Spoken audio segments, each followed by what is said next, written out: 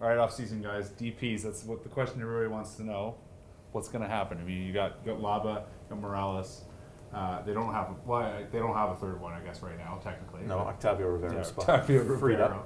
up. What's going to happen, Mark? Well, I think they're going to have 2 spots freed up. You're going to have Rivero's spot, and it'd be shocking if they don't have Pedro Morales' spot freed up. I mean, we don't think he's coming back. If somehow he does come back, it's certainly not going to be as a DP, you have to think. So they got 2 spots to play with. You have to think they're going to use them both. The question is, where are the priorities? How much do you spend? You know, the fans certainly want to spend more money. I think the number 9 for me has to be you have to go after a striker and spend money there. And then, do you replace Morales with another number 10? Do you use that money else? Do you spend it on more of a number 8 two-way midfielder? Do you need a little more steel in midfield?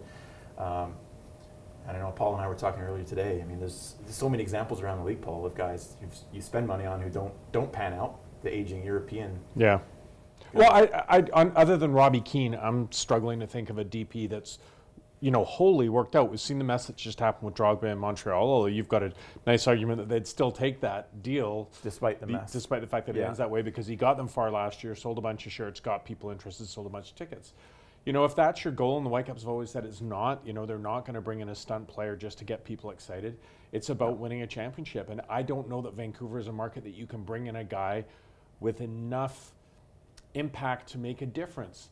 If you look at guys like Lampard and Villa, they're not coming here, and they haven't been good enough anyway to justify the price tag. No, you take Villa's goals.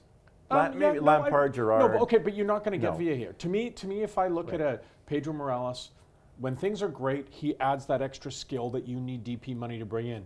When things aren't going well, he's like, I've played in La Liga. Why do I really care about the MLS? And I think that's always a danger when you're spending that much money.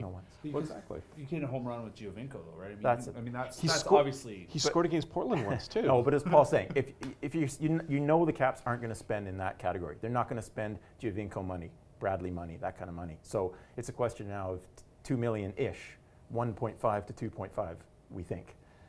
What are you going to get for value from it? Can you get a name for that amount of money? No, not unless you're talking about an aging star from Europe. And do you want that player? No, you don't. I agree. If you go back to the old Whitecaps NASL days, yes, they had some of the aging stars, but they really turned it around when they got Peter Beardsley, who was on the way up, not down. Maybe that's the way they have to. And look. They have to. There's a happy medium there, because Rivero was on the other side. He's 22 when they signed him. 23. Is that too? Can you find a guy with more experience, a bit more of a track record, 25, 26, 27, a guy who's also in his physical prime, who can have that impact on the field?